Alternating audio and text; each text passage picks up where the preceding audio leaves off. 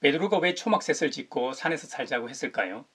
여러분이 그 자리에 있었다고 한번 생각해 보십시오. 얼마나 꿈같은 일이 그 자리에서 벌어졌길래 그랬을까요?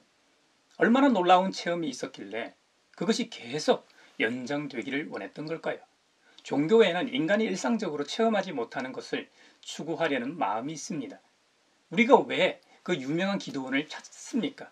요즘은 기도원이 사양세이긴 합니다만 예전에는 정말 기도원이 미어 터졌었죠. 그건 일상적으로 체험하지 못하는 치유, 기도응답, 안수기도 등 신비한 체험 때문일 겁니다. 그러나 하나님을 믿는 참된 신앙은 일상적이지 않은 체험을 연장하는 데서 그치지 않습니다. 진정한 신앙의 가치는 일상생활에서 우리의 신앙을 이어가는 것입니다. 만약 그런 신비한 일이 신앙의 핵심이라면 예수님은 그 산을 내려오시지 않았을 겁니다. 그러나 예수님은 어떻게 하셨습니까? 그 변화산에서 내려오셨습니다.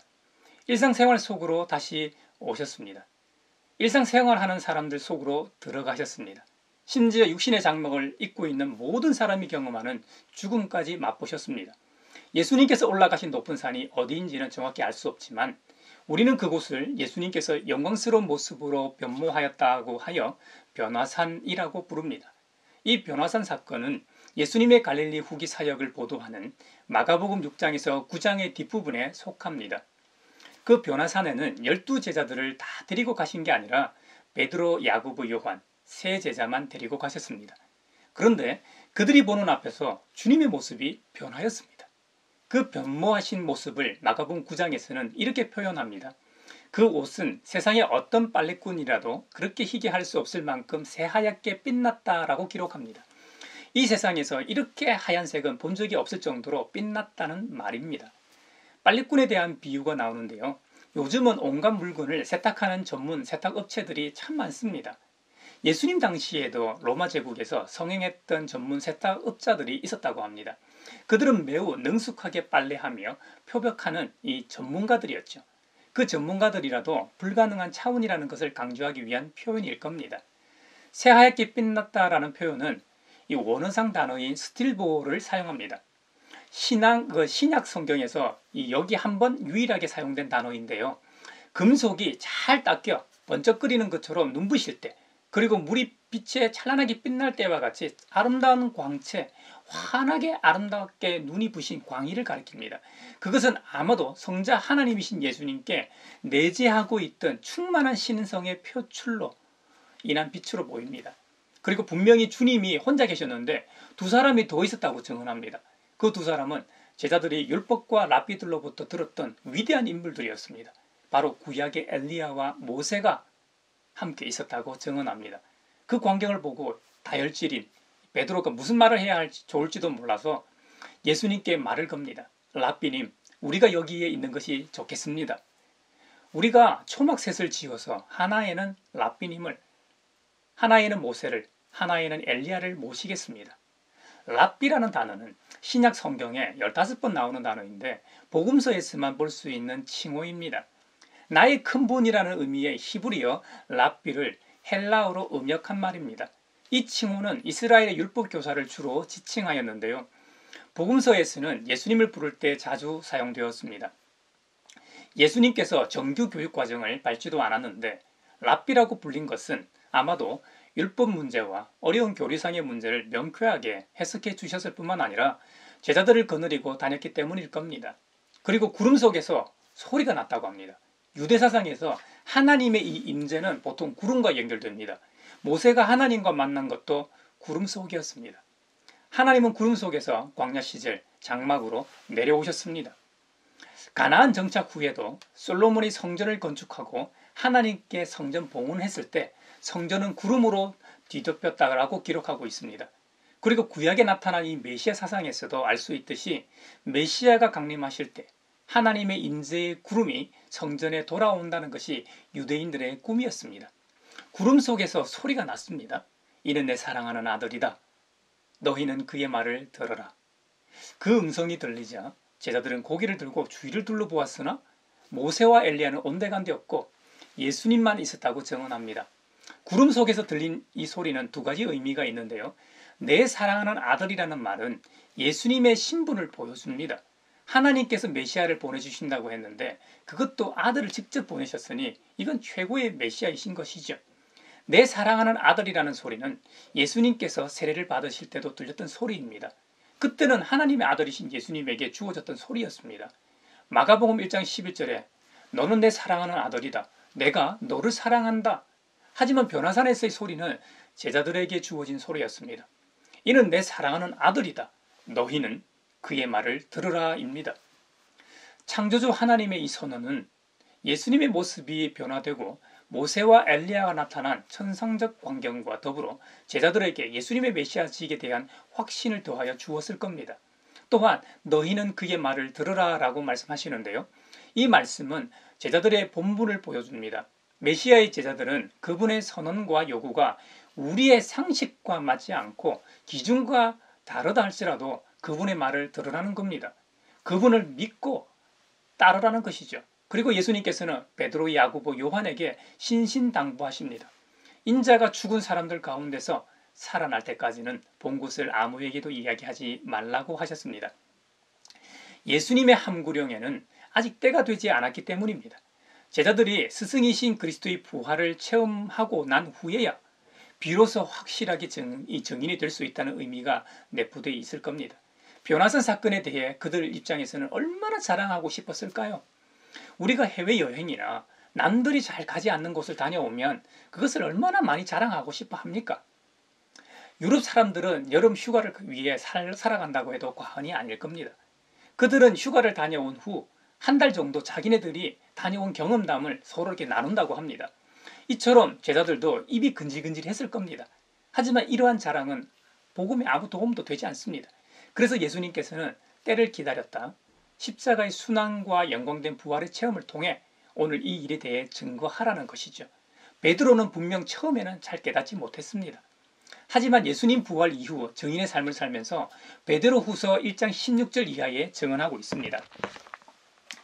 우리가 여러분에게 우리 주 예수 그리스도의 권능과 재림을 알려드린 것은 교묘하게 꾸민 신화를 따라서 한 것이 아닙니다. 우리는 그의 위엄을 눈으로 본 사람들입니다. 더없이 영광스러운 분께서 그에게 말씀하시기를 이는 내 사랑하는 아들이요 내가 좋아하는 아들이다 하실 때에 그는 하나님 아버지께로부터 존귀와 영광을 받았습니다. 우리가 그 거룩한 산에서 그분과 함께 있을 때에 우리는 이 말소리가 하늘로부터 들려오는 것을 들었습니다. 베드로가 증언하는 것처럼 변화산에서의 사건은 우리에게 무엇을 말하고자 하는가? 먼저 하나님 나라를 보여주는 예라고 하겠습니다. 엘리야는 수백 년 전 인물이고 모세는 1000년도 더 된 인물입니다. 그 위대한 지도자와 선지자가 제자들의 눈앞에 나타났습니다. 모세는 이스라엘 민족의 가장 위대한 율법 수요자로서 율법을 대표하는 인물이었습니다. 엘리야는 최초의 가장 위대한 선지자였습니다. 사람들은 엘리야를 회고할 때면 항상 그를 하나님의 음성으로 하나님의 말씀을 사람들에게 전한 예언자로 생각하였습니다. 이 두 사람은 유대인들에게 있어서 매우 특별한 인물입니다. 종말론적인 인물들로 간주되어 왔습니다. 모세와 엘리야가 함께 나타났다는 것은 예수님의 메시아적 지위를 확고히 하는 사건이었던 것이죠. 무엇보다 하나님의 말씀을 기록하고 전했던 그들이 다시 나타났다는 것은 하나님 나라가 실존한다는 것을 보여줍니다. 하나님도 안 계시고 그 나라도 없다면 그들도 존재하지 못했을 겁니다. 그들도 죽은 이후 완전히 사라졌겠죠. 하나님 나라가 존재하기에 그 나라의 백성인 모세와 엘리야도 실존할 수 있었던 것이죠. 변화사 사건 이전인 마가복음 8장 29절에는 예수님의 메시아 되심에 대한 베드로의 신앙 고백이 나옵니다. 주는 그리스도시요 살아계신 하나님의 아들이십니다 하는 이 베드로의 신앙 고백을 성부 하나님께서 이곳 변화산에서 직접 확인해 주십니다. 동시에 하나님 나라에서 중요한 예수님의 구속 사역이 구약 율법과 예언의 성취임을 모세와 엘리야가 등장함으로 보여줍니다. 베드로, 야고보, 요한은 처음으로 하나님 나라의 내적 실제를 보았습니다. 현미경이 나오기 전에는 이 미생물의 세계를 정확히 몰랐습니다. 요즘 코로나로 전 세계가 팬데믹 상황입니다. 그래서 과학자들은 현미경을 통해 그 바이러스를 들여다보고 연구합니다. 또 다른 변이 바이러스가 발견된 것도 이런 초미니 세계를 들여다볼 수 있는 현미경이라 하는 장비 덕분입니다. 우리의 육안으로는 도저히 볼 수 없지만 보조 장비를 통해서 잠시이긴 하지만 다른 차원의 실제를 들여다보고 경이로워하게 됩니다. 이후로는 만사가 달라 보입니다. 이 변화산에서 일어난 일도 마찬가지입니다. 이 팔레스타인 지역에서의 이 높은 산은 헐몬산과 갈릴리 중앙이라면 다볼산일 가능성이 높지만 그 변화산이 정확하게 어떤 산인지는 알 수 없습니다. 죽었던 모세와 엘리야가 그 산에 나타나 예수님과 대화를 나눈 것의 의미를 잘 보여주는 구절이 마태복음 5장 17절입니다. 내가 율법이나 예언자들의 말을 폐하러 온 줄로 생각하지 말아라. 폐하러 온 것이 아니라 완성하러 왔다. 아멘. 율법과 예언자들을 대표하는 모세와 엘리야가 예수님과 대화를 했다는 것은 율법이나 예언의 종언이 아니라 그것을 성취하신 분이 우리 예수님이시고 그것을 오신 분이 우리 예수님이시라는 의미가 됩니다. 예수님을 배척했던 종교 지도자들이 그렇게 많이 인용했던 구약의 율법, 예언자들의 말씀과 예수님 자신의 가르침이 복음과는 결단코 모순이 없음을 입증하는 장면이라 하겠습니다. 하나님 나라를 온전히 보여주신 분이 예수님이심을 보여주는 직접적인 증거라 하겠습니다. 제자들이 그 특권을 누렸던 것이죠. 저와 여러분도 그리스도인으로서 예수님을 통해 하나님 나라를 보는 그 특권을 누리길 바랍니다. 변화산에서의 사건은 우리에게 무엇을 말하고자 하는가? 두 번째로 예수님이 어떤 분이신지 다시 한번 확인하는 자리였다는 겁니다. 야고보와 이 요한의 경우는 경우와는 달리 베드로의 경우는 자기 가족을 고치신 사건을 통해 예수님에 대해 전적인 신뢰를 갖고 있었을 겁니다. 예수님께서 제자들을 부르신 이후 하나님 나라의 일과 복음을 수도 없이 전했을 겁니다. 때로는 그 말씀이 이 세상의 권력자들이나 종교 지도자들이 말하는 내용과는 비교할 수 없을 만큼 놀라운 내용일 때도 있었고 또 무슨 말씀인지 도무지 알아들을 수 없는 내용일 때도 있었을 겁니다. 하지만 그분의 하시는 사역들, 특히 수많은 병자들을 고치신 일들은 제자들이 예수님을 떠나지 못하고 붙어 있게 한 이유들일 겁니다. 한 번은 예수님을 따라 수만에 이르는 사람들이 들에서 말씀을 들었습니다. 그런데 말씀은 길어지고 점심 식사 시간이 됐는데 그곳은 들이라 가게도 없고 먹을거리를 싸운 사람도 거의 없었습니다. 그때 물고기 2마리와 떡 5개로 장정만 5,000명이 먹고 12광줄이나 남았던 일은 조선시대 구율미를 나누는 현장에선 나눔 봉사를 하고 있던 사람들처럼 제자들은 너무나 신기했을 겁니다. 그러면서도 제자들은 예수님을 믿으면서도 100% 믿지는 않았을 겁니다. 상대를 못 믿는 것이 이 인간의 속성입니다. 믿다가도 변심하는 것이 인간의 죄성이니까요. 그런데 변화산 그 자리에서 예수님이 지금까지 하나님 나라의 환상에 빠져 있었던 공상가나 허황된 것에 사로잡힌 과대망상증 환자가 아니라는 것을 제자들은 알게 됩니다. 사실 이 변화산 사건이 있기 전에 앞장인 8장 31절에 보면 예수님께서 제자들에게 이렇게 말씀하십니다. 인자가 반드시 많은 고난을 받고 장로들과 대제사장들과 율법학자들에게 배척을 받아 죽임을 당하고 나서 사흘 후에 살아나야 한다는 것을 가르치셨다라고 기록합니다. 예수님의 이 선언으로 말미암아 고민과 의심이 쌓여 있었던 제자들에게 예수님을 메시아로 확신하는 새로운 계기가 생긴 것이죠. 이 변화산에서의 현상과 하나님의 음성은 예수님께서 그동안 진실을 말씀하고 행하셨다는 표시입니다.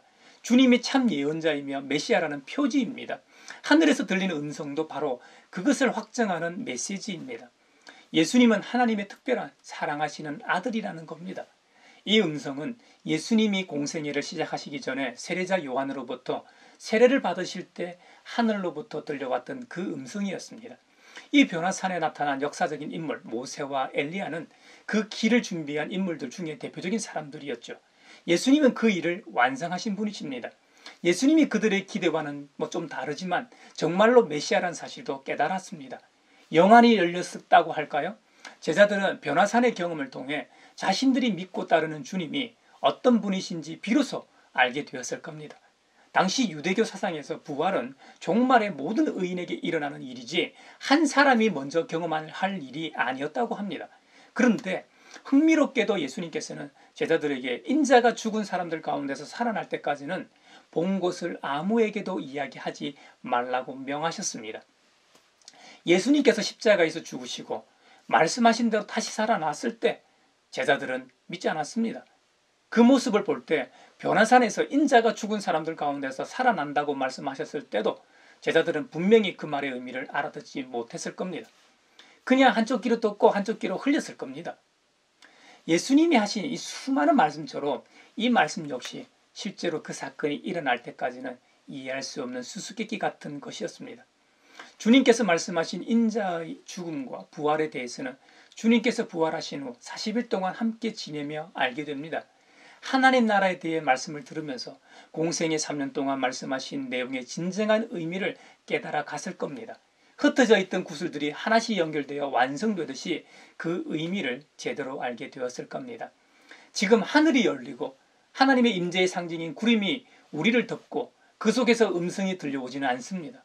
성지순례를 좋아하는 인간들로서는 변화산의 위치를 정확히 몰라 찾아갈 수도 없습니다. 하지만 우리에게는 변화산의 음성처럼 하나님의 말씀인 이 성경이 들려져 있습니다. 우리는 이 성경을 통해 예수님이 어떤 분이신지 알 수 있습니다.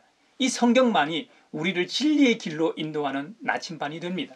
이 성경을 가까이 함으로 우리 주님을 바르게 알아가는 저와 여러분이 되시길 바랍니다. 변화산에서의 사건은 우리에게 무엇을 말하고자 하는가? 세 번째로 현세 너머에는 영원한 세계가 있음을 보여줍니다. 엘리야가 모세와 함께 제자들 앞에 나타났습니다. 이것은 우리에게 사후 세계와 관련하여 매우 중요한 가르침을 줍니다.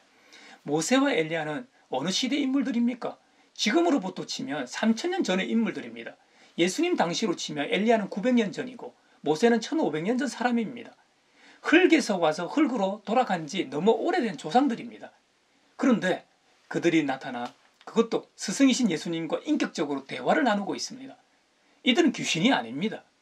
이것은 육체의 죽음마저 초월하여 살아있다는 증거입니다. 열왕기하 2장에는 불의 선지자 엘리야의 제자인 엘리사의 여행으로 시작하여 여행으로 끝을 맺습니다. 불의 선지자 엘리야가 주님의 부르심을 받을 때가 되었습니다. 그래서 엘리야는 하나님의 지시대로 자신이 있던 길갈에서 베델로 그리고 여리고를 경유해 요단강으로 이동합니다. 사람들은 보통 불병거를 타고 하늘에 올라간 엘리야의 초점이 맞춰져 있지만 열왕기 기자의 관점에서는 엘리사가 과연 그의 스승 뒤를 이을 후계자가 맞는가 하는 것이었습니다. 잘 알려진 대로 엘리사는 그의 스승 엘리야에게 한 가지 소원을 구하죠. 스승이 가지고 있는 능력에 갑절을 받기를 원합니다. 그 소원의 성취는 엘리사가 스승의 성천을 보면 그는 엘리야의 참된 후계자가 되는 것이고 보지 못하면 될 수 없다는 것이었습니다. 14절 이하에 보면 엘리야가 떨어뜨리고 간 그 겉옷으로 강물을 치면서 엘리야의 주 하나님 주님께서는 어디에 계십니까 하고 외치고 또 물을 치니 강물이 좌우로 갈라졌다. 엘리사가 그리로 강을 건넜다. 그때 여리고에서부터 따라온 예언자 수련생들이 강 건너에서 이 광경을 보고는 엘리야의 능력이 엘리사 위에 내렸다 하고 말하면서 엘리사를 맞으러 나와 땅에 엎드려 절을 하였다 라고 하였습니다. 엘리사가 경험한 기적들 중에 가장 큰 하이라이트가 스승이 죽음을 맛보지 않고 갑자기 나타난 불병구와 불말에 올라타는 순간 회오리 바람이 엘리야를 싣고 하늘로 올라간 장면일 겁니다. 이 장면은 하늘 소망을 다시 한번 각인시켰을 겁니다. 우리의 인생이 의학적 사망 선고, 육체적 죽음으로 끝나는 것이 아님을 시사합니다. 인간의 육체는 성경의 기록처럼 흙에서 와서 흙으로 돌아갑니다. 하지만 영은 그 영을 불어넣으신 하나님께로 돌아간다는 것을 보여줍니다. 그러므로 새로운 영광된 모습으로 영원히 존재한다는 것을 말합니다. 제자들 입장에서는 변화산에서 목격한 모세와 엘리야는 영혼의 세계를 들여다볼 수 있는 영혼의 창문이었습니다. 누구든지 이 세상에서 태어나 살다 때가 되면 다 죽습니다. 그리고 그 순간 영원한 세계가 시작됩니다. 다만 그 사는 양상이 다를 뿐입니다. 성경의 기록대로 구세주 예수 그리스도를 믿는 자는 하나님이 계시는 나라로 가게 됩니다. 반면 예수님을 인정하지 않는 자는 거짓 나사로의 이야기에서 부자가 있었던 고통스러운 곳으로 들어가게 됩니다. 우리가 예수님을 믿고 따른다는 것은 영원한 세계를 바라본다는 의미를 함유하고 있습니다. 저와 여러분 모두가 하나님 나라에서 영원히 함께하길 바랍니다. 변화산에서의 사건은 우리에게 무엇을 말하고자 하는가? 마지막 네 번째로 예수님만 신앙의 대상임을 보여줍니다. 그 황홀한 순간 정신 차리고 둘러보니 모세와 엘리야는 온데간데 없었습니다. 하나님의 임재의 상징인 구름도 없었습니다. 오직 예수님만 그 자리에 계셨습니다. 제자들의 눈에는 마치 안개가 그치고 나서 예수님만 눈에 들어왔다는 말입니다. 이것은 우리 신앙의 대상이 오직 주님이심을 상징적으로 보여주는 장면입니다. 망망대해에서 배가 풍랑을 만나 엔진도 좌표계도 고장나고 배 이곳저곳 다 파손되어 겨우 물에 떠있는 상황이라고 생각해 보십시오. 그런 상황에서 비상식량도 다 떨어지고 이대로 죽었구나 하는 순간 바다의 해무가 그치자 육지가 보이기 시작합니다. 그들에게는 죽음의 공포는 온데간데 없고 이제 따뜻한 욕조에서 몸을 씻고 사랑하는 가족을 만나고 그들과 함께 맛있는 식사를 할 생각에 희망이 싹트기 시작할 겁니다. 신앙이라는 것도 무엇을 앙망하고 바라보는 것입니다. 우상을 섬기는 사람들은 그 우상을 바라보겠죠. 예수님을 믿는 그리스도인들은 누구를 신앙의 표대로 삼아야 합니까? 빌립보서 3장 14절에는 그리스도 예수 안에서 하나님께서 위로부터 부으신 그 부르심의 상을 받으려고 목표점을 바라보고 달려가고 있습니다 라고 기록합니다. 그리스도인들에게는 오직 예수 그리스도만이 표대요 목표점입니다. 다른 것을 바라볼 때 우리 신앙은 흐려집니다. 복음을 통해 우리는 하나님 나라에 들어갈 수 있고 하나님의 백성이 될 수 있습니다. 복음이 거부되는 것은 불신앙 때문입니다. 그 불신앙이란 것은 이 세상의 신, 즉 이 세상을 통치하는 사탄의 계략 때문이라고 바울 사도는 고린도후서 4장에서 경고합니다. 그 사탄이 하나님의 형상인 그리스도의 영광을 선포하는 복음의 빛을 보지 못하게 가로막고 있기 때문이라는 것이죠. 이 사탄의 함정인 불신앙에서 벗어날 수 있는 유일한 길은 올바른 복음을 듣고 받아들이는 길뿐입니다. 복음의 선포를 통해 그 복음을 받아들인 사람들은 구원의 새 창조 속으로 들어가게 됩니다. 창세기 1장의 어둠과 혼돈의 세계에서 빛이 창조되어 비치기 시작한 것처럼 그리스도인인 우리도 오직 빛이신 예수 그리스도만 전해지도록 해야 한다는 것이죠. 바울은 고린도 교회 교우들에게 예수님만이 참된 주님이신 점과 예수님 때문에 바울 자신이 교회를 섬기는 종이 되었다는 사실을 강조합니다. 변화산 은혜를 경험한 사람은 오직 주님만 바라보아야 하겠습니다. 그리고 그 주님만 나타나도록 전해야 하겠습니다. 그것은 세상 속에서 뿐만 아니라 교회에서 신앙생활할 때도 마찬가지입니다. 가정에서도 가족 간의 그리스도가 그 가정의 목표와 연결고리가 될 때 그 가정은 화목하게 될 것입니다. 주님 외에 다른 것을 바라볼 때 망망대해에서 풍랑을 맞는 배와 같이 앞날을 장담할 수 없게 될 것입니다. 왜냐하면 우리 주님 외에는 언젠가 다 사라질 허무한 것들이기 때문입니다. 요한일서 2장 17절에서 이 세상도 사라지고 이 세상의 욕망도 사라지지만 하나님의 뜻을 행하는 사람은 영원히 남습니다 라고 기록합니다. 이 사도 요한의 증거처럼 이 세상도 세상의 욕망도 모두 다 사라짐을 명심하십시오. 오직 이 세상을 창조하신 하나님만이 유일하게 영원히 존재하십니다. 그러므로 하나님 아버지께서 우리에게 보내신 메시아 예수님만이 우리의 영원한 신앙의 대상임을 변화산 사건을 통해 교훈으로 얻을 수 있습니다. 이제 우리도 베드로처럼 주님의 증인의 삶을 살아야 하겠습니다. 시공간적으로 2000년 전에 있었던 그 변화산 현장에 있을 수는 없습니다. 하지만 우리는 계시의 말씀인 이 성경을 통해 그리고 우리가 예수님을 나의 구주, 나의 하나님으로 믿고 고백하게 하시는 성령님이 함께 하심으로 부활의 소망이신 예수님과 다시 오실 재림의 주님을 증거할 복을 누리고 또 기쁜 책무가 있습니다. 변화산에서 하나님 나라의 이 황홀경을 경험했던 제자들이 그 자리에서 초막셋을 짓고 살자고 했지만 우리는 은혜의 자리에다 초막을 짓지 말아야 합니다. 우리는 그 은혜를 안고 각자의 삶의 자리로 돌아가야 합니다.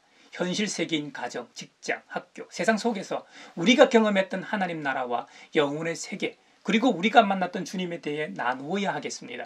세상을 살다 보면 힘든 일이 분명히 발생합니다. 그때마다 우리는 신앙의 대상이신 주님만을 바라보며 붙잡으십시다. 이번 한 주간도 변화산을 경험하고 그 은혜의 경험을 나누는 저와 여러분이 되시기를 바랍니다.